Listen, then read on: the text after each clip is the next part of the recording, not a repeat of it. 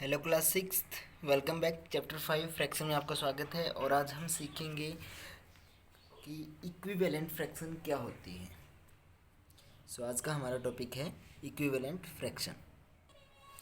अगर आप फिगर की सहायता से इस चीज़ को समझना चाहते हो तो जैसे कि मान लीजिए हमारे पास कोई सर्कल है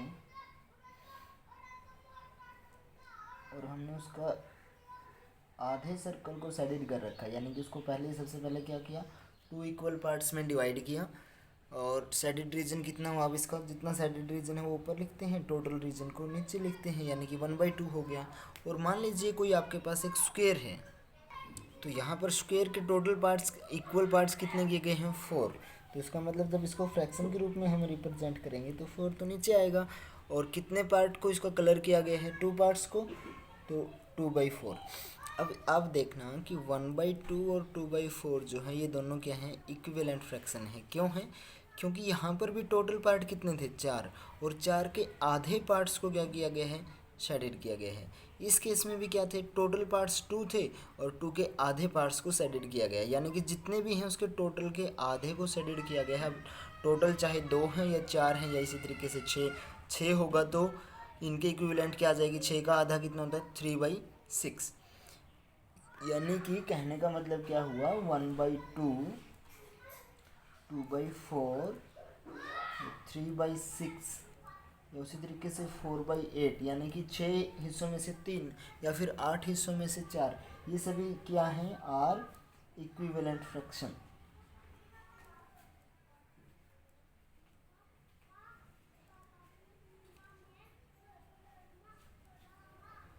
ठीक है, यानी कि इक्विवेलेंट क्यों है, क्योंकि देखिएगा 2/4 को भी हम कट करके क्या लिख सकते हैं, 1/2 लिख सकते हैं, यानी कि जो न्यूमरेटर है उसका डबल डिनोमिनेटर है हर केस में, चाहे वो 1/2 हो, चाहे वो 3/6 हो या 4/8 हो।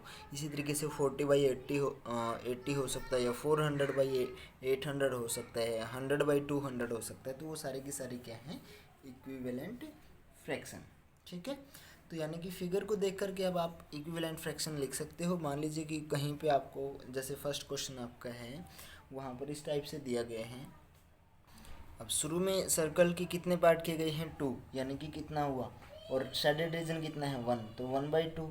एंड यहाँ पर सर्कल के कितने पार्ट किए गए हैं, 1 2 3 4 5 6, यानी कि टोटल पार्ट 6 हैं। और शेडेड रीजन कितने हैं, 1 2 3, यानी कि 3/6 क्या हो गया आपका, फ्रैक्शन हो गई। सो 1/2 एंड 3/6 आर क्या है, इक्विवेलेंट फ्रैक्शन। तो इसी तरीके से फिगर को देख करके आपको बाकी की इक्विवेलेंट फ्रैक्शंस वहाँ पर लिखनी है। ठीक है, ये तो हुआ फिगर देख करके हम कैसे बताएंगे। उसके बाद अगर मान लीजिए कि आपको कोई फ्रैक्शन दे दी जाए और उसकी इक्विवेलेंट लिखने के लिए आपको बोल दिया जाए। मान लेते हैं कि फ्रैक्शन आपको गिवन फ्रैक्शन आपकी क्या है, इस टाइप से लिखोगे आप क्वेश्चन।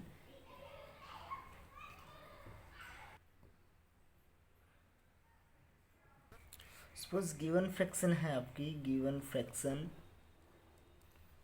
इज 3/4 और आपको इसकी इक्विवेलेंट निकालनी है, तो आप कैसे लिखोगे, इक्विवेलेंट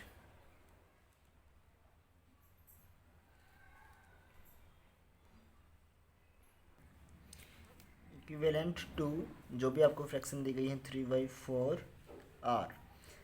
किसी भी फ्रैक्शन के इक्विवेलेंट निकालने के लिए आपको सिंपल क्या करना है कि जो भी आपको फ्रैक्शन दी गई है उसके न्यूमरेटर और डिनोमिनेटर को किसी सेम नंबर के साथ आप मल्टीप्लाई कर दीजिए, या फिर आप डिवाइड भी कर सकते हो अगर उनमें कोई ना कोई कॉमन फैक्टर है तो। लेकिन 3 और 4 में कोई कॉमन फैक्टर नहीं है, यानी कि 3 और 4 ऐसा कोई भी नंबर नहीं है जो दोनों को डिवाइड करता हो, इसलिए हम क्या करेंगे यहाँ पे, मल्टीप्लाई।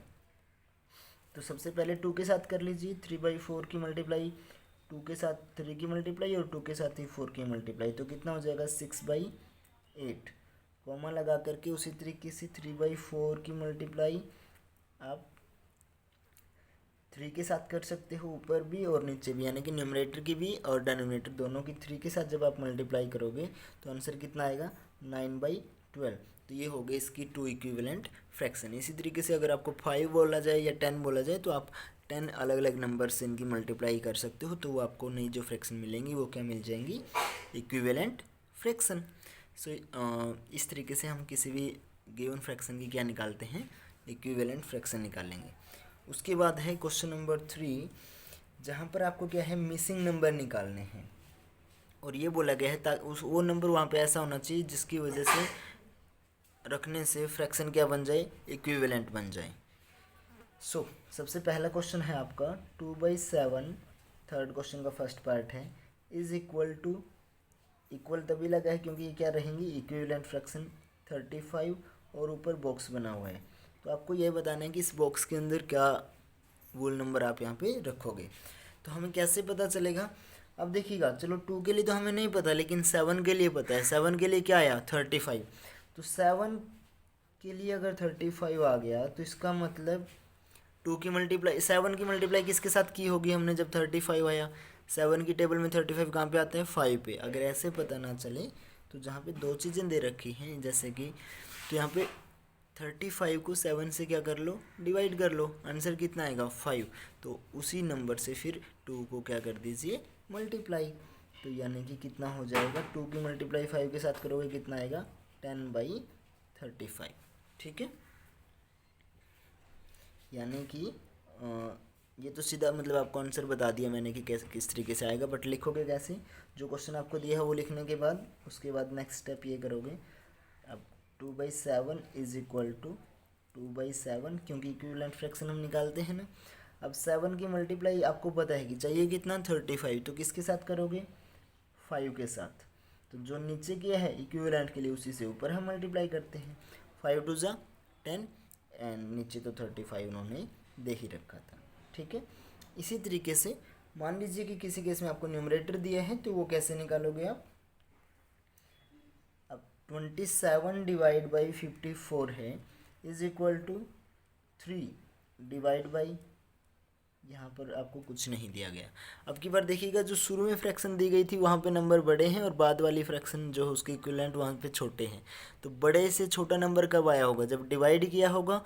तो यानी कि अब हमें जो नीचे वाला नंबर है उसको भी किसी न किसी नंबर के साथ क्या करना है, डिवाइड करना है। अब किसके साथ करना है वो कैसे पता चलेगा, तो आप देखिएगा 27/54 इज इक्वल टू, इसको हम क्या लिख सकते हैं, 27 डिवाइड बाई 54, और यहाँ पर भी हम क्या करेंगे, डिवाइड करेंगे अलग से, और डिनोमिनेटर को भी अलग से डिवाइड।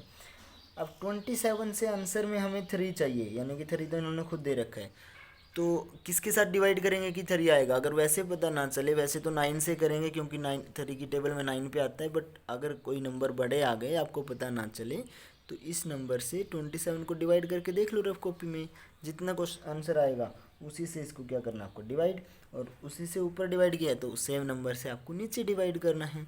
सो कितना आ जाएगा, जब 54 को 9 से डिवाइड करोगे तो आप कितना आ जाएगा, 6। क्लियर, तो आंसर आपका क्या हो गया, 3/6, यानी कि बॉक्स के अंदर क्या आ जाएगा, 6। क्लियर, तो यानी कि इक्विवेलेंट फ्रैक्शन बनानी है हमें, जो इन्होंने न्यूमरेटर दे दिया तो उसके हिसाब से डिनोमिनेटर सेट करना है, डिनोमिनेटर दे दिया तो उसके हिसाब से न्यूमरेटर सेट करना है। सिंपल करना क्या है, पहले वाली फ्रैक्शन में जो भी है नंबर उसको डिवाइड कर दीजिए सेकंड वाली फ्रैक्शन में जो नंबर है, या फिर अगर बड़ा नंबर सेकंड वाली फ्रैक्शन में है तो सेकंड वाले को पहले वाले से डिवाइड कर दो। ठीक है, क्लियर, सो दैट्स इट। इस तरीके से आप आज करोगे क्वेश्चन नंबर 3 तक, उससे आगे हम कल दोबारा सीखेंगे। तब तक के लिए बाय बाय स्टूडेंट्स।